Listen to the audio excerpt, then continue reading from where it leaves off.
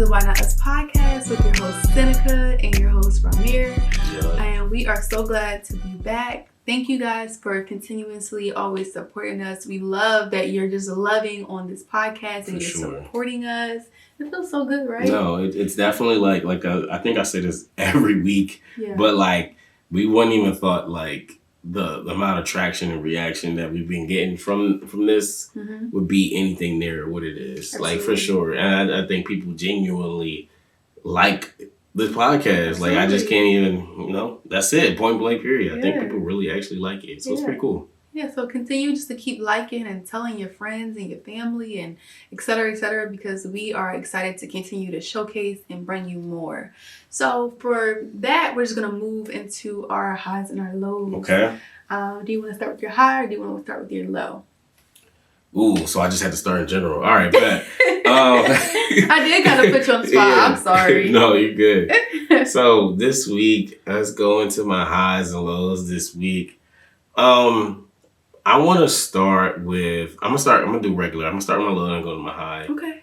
My low is basically, I think it's just been the change of weather and just like the seasons. It's kind of, it's in this weird period where it's like not as cold throughout the day, but it's like cold in the morning and it's like cold. Like, I don't know. I feel like, hey man, you're going to be cold, just stay cold, respectfully. Exactly. Like, we got certain days where it's hotter than the other ones and then certain days it's cold than the other ones. Like, I just need consistency. That's a little minor low, but that's where I'm at right now. And then my high is just that I've been brainstorming and thinking about some ideas creatively. And, I think it's been a kind of a little renaissance up here in my head. Like a little, I'm excited. I'm just excited to bring forth some new cool stuff. I've been inspired and writing down and I got some plans in the works. So that's my highs and lows. I love that. And they are definitely in the works. And I'm excited for that. So I'll start with my low.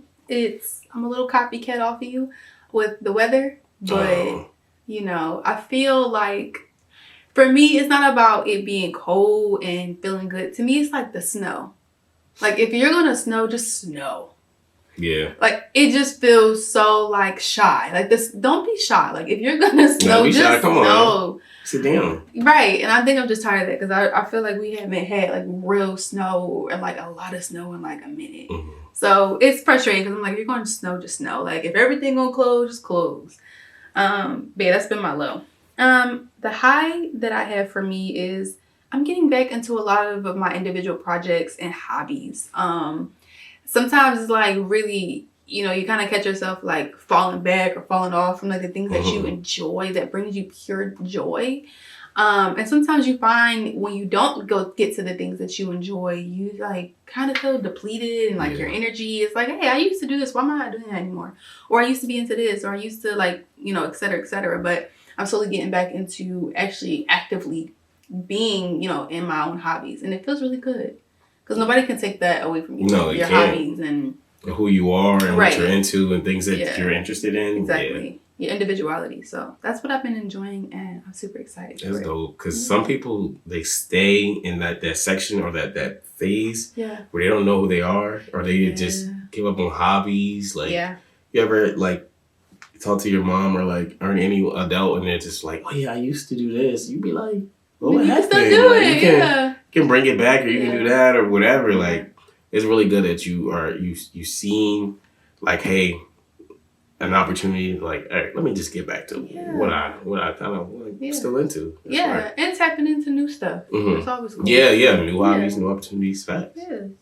So next, we're going to go ahead and talk about, I know it's your favorite topic or segment, and it's my favorite segment, the icon of the eye. Excuse me, the icon in the eye. So who should go first? I can go. I just feel like it's the go first show for me. You know what I'm saying? Okay. But for this episode, my icon of the eye is someone by the name, their Instagram name is Paintings by Mirror. Okay. Just according to their bio, looks like they were here in Philly first and they moved to LA. But their artwork is like phenomenal. Like I'm definitely someone who would love to have like art pieces in my house someday. But like if I would have any ones, it'd be like stuff like his because it's just really like that. If you don't know, like check out his artwork. He does commissions and everything like that. So I always tell y'all, like, I feel like as an artist, I feel like this might be controversial. Okay. Ooh. Being an artist, being a illustrator, artist, painter, those are some of the highest forms of creativity to me. Because I just feel like all you need is just a tool. Literally, you just need a brush with paint on it. And you can make that. That's kind of like, excuse me, a lot of other, fields you probably need, editing software to bring forth your art, or you just need audio software or some different plugins. And like, you know what I'm saying? Doesn't make it less special, but it just makes it a little, like, it's like a little bit help. I just feel like artistry, that's the highest point. But you're right. Because think about it. Yeah. Like people, like I don't know if you ever seen like glass art. They like take, think about the different forms of like how people create, like they paint and they put together.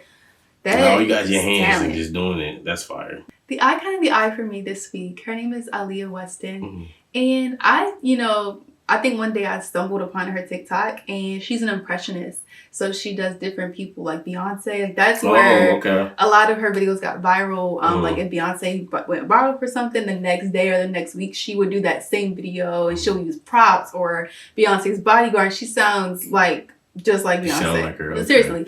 And she also does people like Zendaya or, the guys from the brothers from the Boondocks. It's just really, really cool. She's really creative. She's also a dancer, an all around artist. And she just she does different like little segments on her TikTok. Where she's into different journeys and, whether it's health journeys.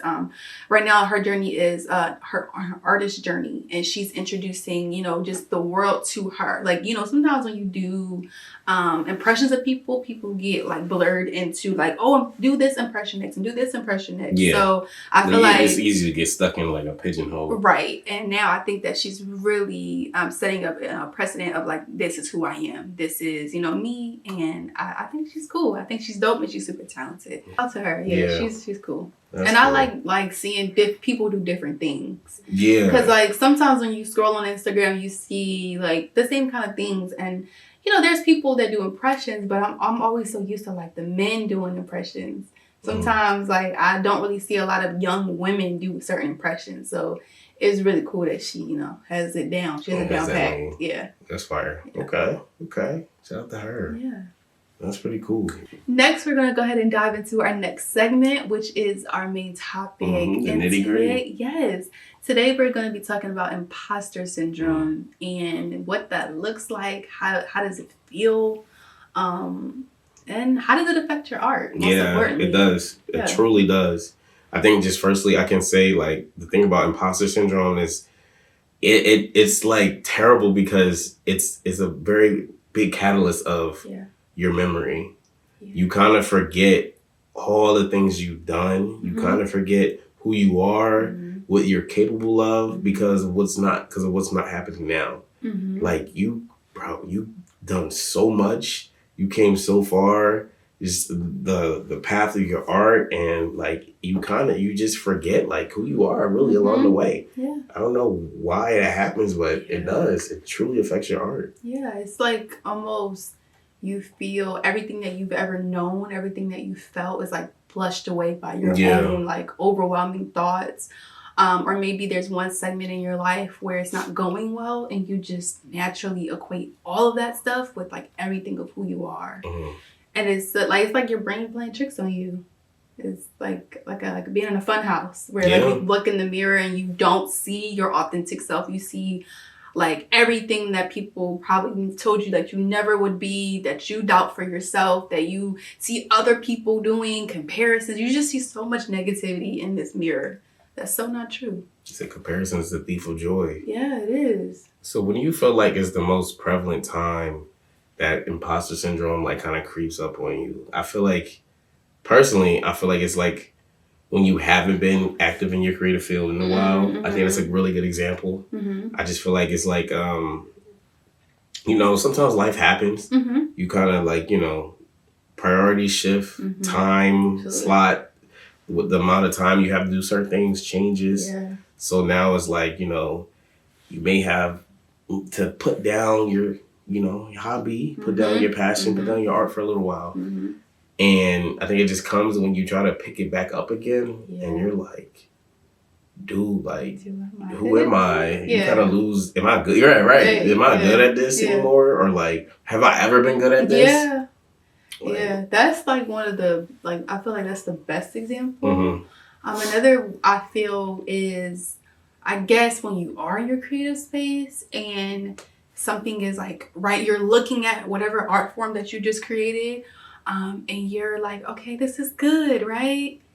And I just feel like it's like validation, I guess, when you're not getting enough of the validation. And then maybe, I guess, from yourself or from the outer world, or when we seek that validation from the world. And if we're not getting what we're looking for, you go, what? I thought this was good, right? And it's just, you're like, no, this is terrible. No, this is, and it's for me, like, when it's just like, I guess, not enough validation, and you just look at something too much. And then you pass it along to your friend, and you pass it along to your sister, and you pass, and you're like, is this right? Right? Is this how you see it? And if somebody doesn't see your art the way you see it, it's like, it's terrible. It sucks. Throw it away. Rip it up. So, yeah, I feel like that's really common too. And like you just said, comparison is the thief of joy. When you start, if you're in two different paths, or sometimes the similar path with someone, and they're doing something a specific way and you're doing another way, their way is getting more, views and more numbers or more like accolades. You just automatically think you're doing the way that you're doing it is the wrong way, and just terrible. So the comparison thing for sure. Yeah, I feel I kind of relate more to the first kind of example that you said. I think, but it's less and less about people's validation. I don't necessarily think I look at people's validation in that sense, in the early stages of my art. I personally feel like it's my own validation that I chase, and I don't know if that sounds like egotistical or something. No. But like, I think my imposter syndrome just comes from my own self, where let's say I'm working on a project or editing something. I'm like, this don't look good. I don't think this look good or whatever. And I guess, all right, so I guess it's not necessarily saying I'm not looking for validation, but if I'm sharing it with my friends, or I'm going to share a project with you or whatever, I'm not necessarily looking for, is this good? I'm looking for, what can I do to make this good? So I guess the thing is different. I guess it's because I'm already self-doubting myself. I need your help to make me not self-doubt myself, as opposed to, no, it does look good, because I don't want to be strung along and just be like, bro, I know it don't look good. Yeah, exactly. The person that needs to be convinced is myself. I feel like people will be like, yo, this is good. To me, that's not enough. I need to be like, yo. Okay, yeah, and that's why it's not egotistical that you said that, because that's what I'm saying. Like, it's not, the validation can come from either yourself or from others. Like, and that just depends what type of person you are and where you seek things from. But a lot of times when you go to sleep by yourself, you're alone with yourself, and you just go, well, I don't know why I did that. I don't know how, even in life, I know me, like, sometimes if I'm having a conversation with somebody, I'll be like, why did I say that? Why did I do that? So imagine in art form, it's like insane. Yeah. Like, so many doubts. And I'll probably, like what you said, I might have to go to somebody and be like, am I tripping? Like, be honest. Like, tell it to me straight. Yeah, so it is difficult to figure out also what is real and what is like just like your perception of what you're just telling yourself at that moment. Because like, what if you're in your early stages of your art and you're critiquing super early? Like, it's not even in the form, it's still like in like its baby stages, where it's okay for it to be a little messy. It's okay for it to be a little rough draft, if you say. And we judge things too early. So, I don't know. I think it's just finding that kind of like zone where the project is good enough to be let out to the world, or like let out to your own opinion before you're crushing it. Like, all right, obviously you haven't touched something in a little while, right? You pick it back up for the first time. It ain't going to be the same. It's like, you at natural life, if you don't use something, you start to lose it. Like languages, absolutely, times tables, different, we took Spanish in college. Like, how many Spanish words you still know now? when you're not truly in it, you're not using it, you naturally start to lose it. And that's with everything, even your passions, you know, even your goals and your desires. If you're not actively chasing it for a little bit, it's going to fall off a little bit. So your first steps back into that, it ain't going to be the best. Yeah. I think you just got to know, like, hey, you got to set like a side goal. Yeah. Be like, hey, if what I can do right now is just half of what I know I used to do, that's a great day to me. It's half the battle. If it's, you know what I'm saying? Great day to me. If I just a fraction of what I used to be, perfectly fine. Now, what if it's you? When do you think imposter syndrome creeps in? When you are readily, picking it up? When it's not like, oh, I put this down for a little bit. It's like, oh, I know how to do this. Oh, I've been doing this for this, and this. And imposter syndrome creeps in.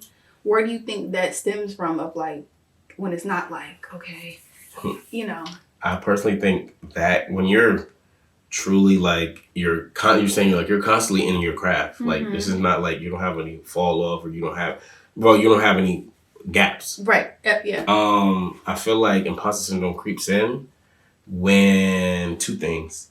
Either you personally didn't get the results you wanted, so you, like I said before, you probably use numbers or views as validation, reactions as validation. You didn't get the validation you wanted from your art, or you're in a constant state of trying to better your art.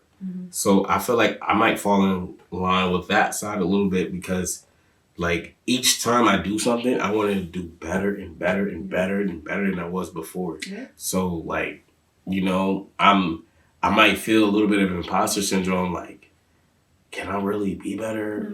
This is not like how I was before. And come on, I'm here, you're better than that. Like, even though I don't have any gaps, like I'm still constantly in my creativity.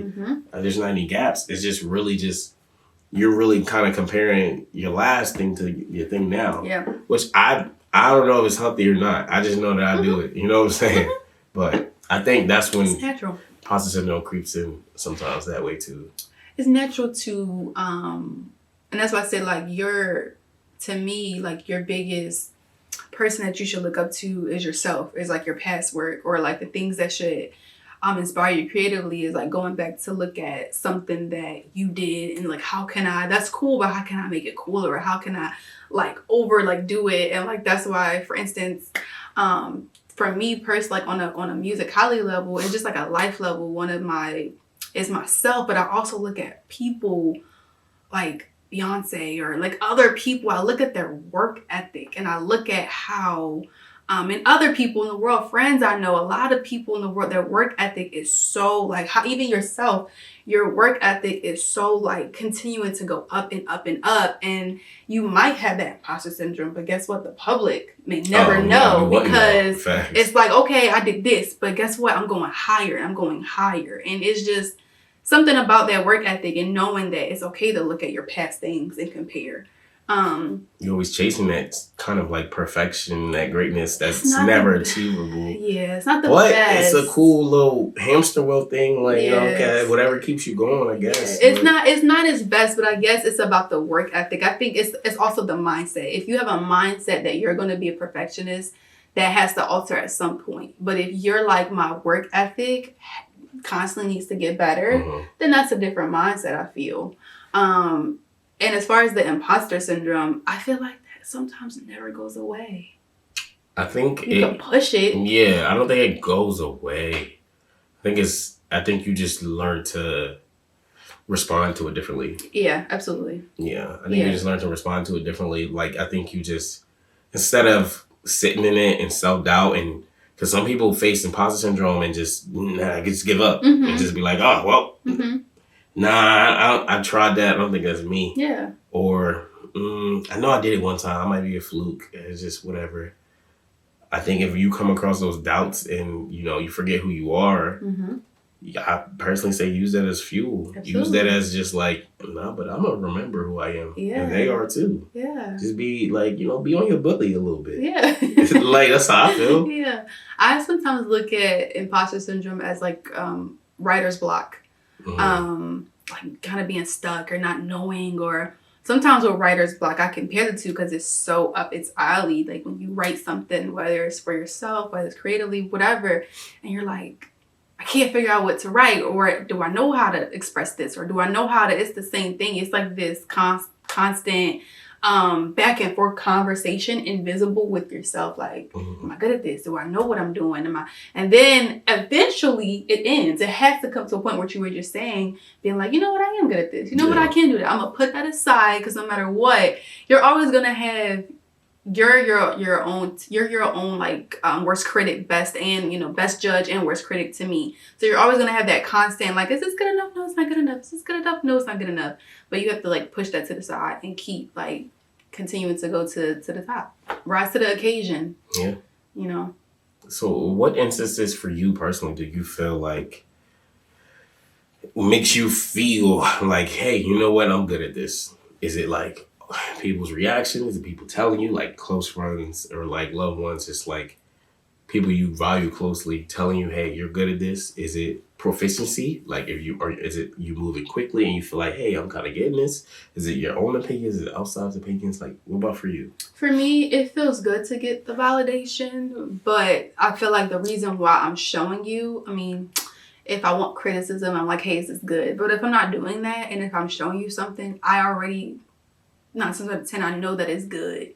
So I think that hearing the validation, it helps. But I think for me, the driving force is to know, like, my own validation is like, is it. And then like, okay, me improving. So like, to me, it's always room to grow. It's always room to learn more things. And if I'm learning something, I'm like, okay, I gained that skill. If there's something like a form of like, I know we talked about the past, different equipment, like for any sort of industry, but different like equipment, different audio pieces, different editing like styles. And I'm learning it by myself, and I'm like, oh, I did that. Okay. I feel fulfilled knowing that I like proficiency. Like that I did something that was a challenge for me, that I overcame something, that I didn't really have to ask for too much help. I kind of did it on my own, and it feels so fulfilling to like do that. And afterwards, I'm like, okay. It feels good when people say, you're really talented. Oh, because like, it feels good when your family is like, oh, like, you're the person I go to for this. You're the person I go, right. Or not necessarily legalese, whatever. Not necessarily IT, but like you're the creative brain that I'm looking for. Yeah, the fulfillment, it brings me joy. Like that's where I get that happiness from. I get that joy from me. Just knowing that I'm good already in it without anybody's validation. I think that's key. I think just being like, being true to like you, and just like knowing like if it's making you happy or if you feel proud of yourself, half the battle, basically the whole battle. Yeah. Continuing to be proud of yourself and your journey and where you are and where you are going to go and where you're trying to go. Being proud of that whole thing, I think imposter syndrome has no room there.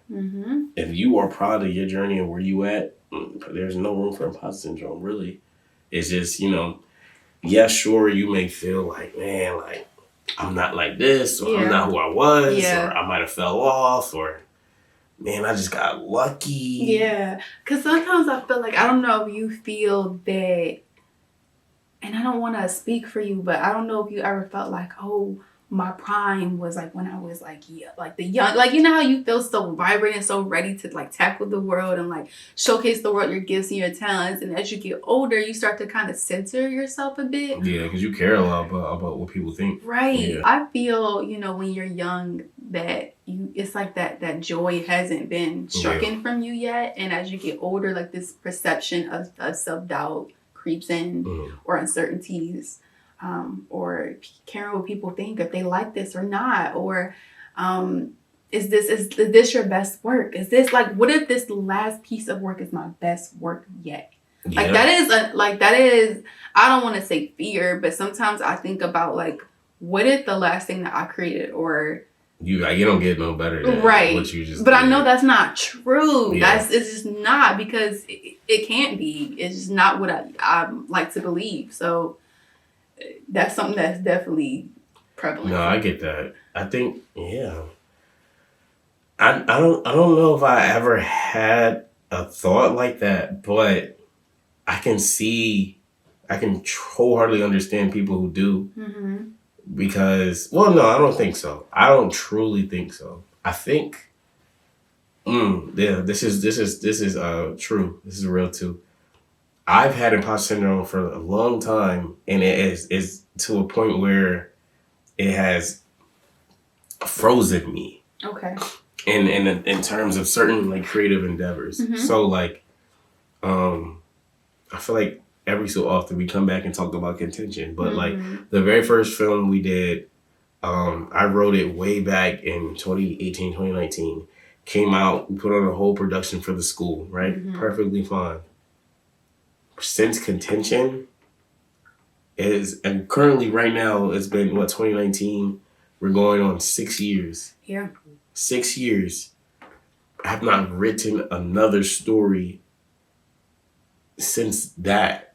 And I think that the driving force behind that was like, I don't know if I can do it again, or I don't know if I can like, and that's the funny thing. That movie ain't even that good to me. So like, it definitely like, you know, I became more comfortable taking a step back and just doing other roles when it comes to the films. And clearly it didn't stop the train from rolling. So, you know, hey, if it ain't broke, don't fix it. That's kind of how I felt for a little while. But no, I'm back writing again, you know, but it took me 6 years. It took me 6 years wholeheartedly to go back and really like, all right, finish things. Like I would have ideas and start a little bit, and then I had to get the discipline, and I had to get out my mind, and just like, I just know that I was better than what I was when I first started, but now I had to prove it. And then it's like, well, is it really gonna be better? Yeah. Can I really write? Like, I know I can write, but like, can I really?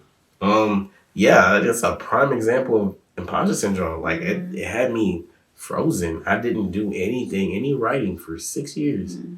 6 years. Yeah, it can feel crippling. It can just feel like, I feel like also in certain spaces I feel like that's just normal to feel like when you put something down for a minute, it feels so crippling, and it feels also kind of like a devastation in a way. It's like, why haven't I done this? Is it because I don't think I'm good? Is my mind telling me? I'm scared if it's not going to turn out like the last thing I did. But I think the most important thing is like, you never know, because you'll like shock yourself. Like sometimes you just never know what you can put out there. If you live your life on this, I don't feel like, you'll never really know what your best potential is, or your best is yet to come. Like, don't think that your best has already happened. That might have been a great moment. That might have been a great experience, but your best is yet to come.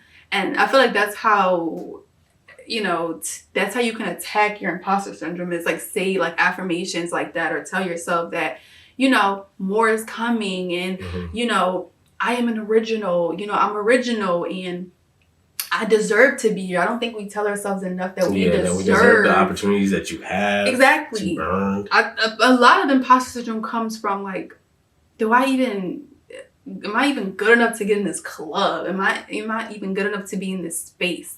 And the truth of the matter is, clearly you were here, you are here, you serve a purpose here, so you deserve a spot here. You know what I'm saying? We feel like we have to fight for our spot at times, and really we don't. The only fight we should kind of have is internally with ourselves and gripping all these thoughts. But you deserve to be here. You deserve to be here. I deserve to be here in the rooms where I haven't even begun to walk in yet. I have to give myself that chance, because if you don't, you'll always be at this. You always miss the mark or miss the opportunity, and be stuck in like, I shoulda, coulda, woulda. Just like, I might, I will. Yeah, you deserve your path. Yeah. You deserve your journey. Yeah. Even in the rooms that you're not even in yet, like the path that you are being prepared for, and the your goal in your life, the purpose and passions that's for you. You deserve all that. Yeah. And like, you just gotta remember that and just accept it. Yeah, it's a show. Well, it's an old show, but from that old show that I watched, Being Mary Jane, I remember a lot. A lot of that show was really about her affirming herself. If you ever looked at that show in the beginning or the end of the episode, she has sticky notes all around her house, her mirrors, her, when she opens up the medicine cabinet, like reminders, quotes from, people, her pushing her. She's a journalist in her career, but she has these, affirmations of reminder of like, I deserve to be here. I'm gifted, I'm talented. And I think it's super important to instill those things. We always instill and are prepared for the negative parts, or I'm not good enough parts, or what if I don't make it, or what if I don't do it parts. But train your brain for the, I'm good enough. I deserve to be here. That's something I felt like, I don't know, what tips or advice do you give yourself or you can give others or to combat it? It's always gonna be there in a way, hidden behind the dark, but what can you say? My biggest advice to combat imposter syndrome is just get it done. Yeah. Just do it regardless of how you feel, what you think about maybe yourself, because you're judging the food before it's even done cooking. Oh, I love that. Like literally you're just sitting here like, I don't know if it's gonna taste good. How about make it? Yeah. Let it sit in the oven. How about let it, do it to completion, give it your best, and then we'll really know. Maybe you did fall off. But now Now it's not, I think I did. Now it's like, I know I did. Now I can, all right, what steps can I take to get back on and get back to where I was and get better than what I was? You don't know till you know. That's how I feel. Just make it to completion. I like that. Make it to completion. If you don't prevail, like, if you never move forward and march on, you'll just be stuck in like the same old rut. Yeah. Meanwhile, people are passing you by. Not that matters, but in terms, you'll be passing your own self by. You're probably looking at your future self or like, oh, I could have did this, or your past self. Yeah, there's more coulda, shoulda. Right. It's like, just get up and do it. And like, he was saying with the food comparison, if you feel like you're a little off, the food a little undercooked, put it back in. Cook a little more. Season it a little bit more. Let it sit, and sometimes let yourself truly like get into your zone, like mold yourself a little bit more. Sometimes I feel like we don't take the time to like cook a little bit more, if that makes sense. Like kind of get like acquainted with who we genuinely are as artists, as creatives, as people. We're so like in a rush to like race against time. But like it's okay to like get your formula together. No, I agree. Yeah. I agree. Yeah. I think we nailed, imposter syndrome on the head, and I think we really like took it home. Yes, we did. I think from the beginning, we was really just been saying it's like all about remembering who you are and what you've done. I know we talk a lot about like, in life you have to be humble and you have to like, and you do, and you have to treat people right. Yep. But to yourself, everything that you've done creatively, everything you've been through, it has made you to the person that you are today. So how dare you forget all that? And it's like, you need that. You need your past to be able to live purposeful in your future. I feel like. That's true. You're not wrong. And I hope that, you guys, take this in, and, if you ever had any imposter syndrome, it's genuinely okay. You're not alone. It happens all the time. You might feel this or that, but take heed to what we're saying. And really anyone who has any form of thought on imposter syndrome, take a listen to their experience, because I'm pretty sure there's loads of people in different industries who faced this in certain different areas and are doubting, and they persevere. So, that's to wrap that up. I'm really glad that we covered that topic. Yeah. It was very needed and necessary. And I hope you guys take from, what you can. Whatever you need. Yeah, for whatever sure. you need. Whatever you need. Yeah. So now we're going to dive into our, next segment, our final segment, which is our final 5. Come on now. It's my personal favorite after Okay. Not going to lie. I didn't know we had, ranking is actually, I feel like it would be cool to do. Yeah. It would be cool. Okay. So, I think I'm going to go first. Okay. Yeah. Okay. I know I'm going to go first. I feel like this is an episode of confidence. Yeah. So, I know I'm going to go first. Good. Tell me. Go first. Okay. So, it is You Belong, Keep Creating Anyway. Okay. And it's just an extra validation, even like when I knew we were talking about this topic today, sitting there writing it, I was like, you know, this is for me. This is for everyone. But I take away this for myself too, because it's like, you know, again, like we just stated, so many times you feel like you don't belong in certain rooms, and you absolutely do. You know, you were chosen to be in that room. For me, I personally believe like my mantra for this year is you're the chosen one, and that can be taken away in so many different, you know, levels and areas of life. So you belong, and do it anyways. So I think it's very self-explanatory, and it, you know, it answers itself. Yeah, I think so. Yeah. Okay, I like that. Thank you. I like that. I think it's really good reassurance that people always need to have. Absolutely. My final 5 for this episode is please always remember your why. Like why you started, why you keep going, why you're interested in that. I love that. It's just always remember your why. Your why will continue to motivate you and guide you. Absolutely. And, you know, drive you. When the how, the when, the what ain't working, remember the where. Remember your why. Your why is always going to be you know, that driving point. The why will, you know, break out any imposter syndrome. Remember your why. You know, that's my final 5. That was good. We both did good. Yeah. And they're both affirmations we can take. Come on, y'all take the affirmations. Listen, keep on just continuing just to share this video. We have so many gems for you guys. Yes. And while we're talking to you guys, we're also affirming ourselves. And, you know, we are not perfect. We don't have, like, you know, the ingredients to everything, but we're just trying to say what we wanted to hear. Maybe there was a time that we didn't feel that we were good enough. And I feel like these are words that we want to hear. And I know you will want to hear. So we thank you for this episode. Yes, we thank you for watching this wherever you are. You know, make sure you check out this podcast. It's where all podcasts are found. It's where all podcasts is found. Yeah, check us out on YouTube as well. Yes, and always just keep continuing to comment, share, subscribe. You know, all that good stuff. You know, it's free. You know, always just interact with us. We're willing to interact. You know, message us. Tell us, like, you know, oh, maybe you guys should talk about this, or maybe, hey, here, like, maybe you guys should have this person on your podcast. We're open to all suggestions and everything. We just love doing this and, like, affirming you or just talking about this thing that we just are in, for sure. Just, like, definitely. Yes. So once again, guys, make sure you tell a friend, share this video with your mother, your sister, your cousin, your brother, your uncle, your next door neighbor. All of them. And, you know, once again, for creatives, by creatives, we're out. See ya.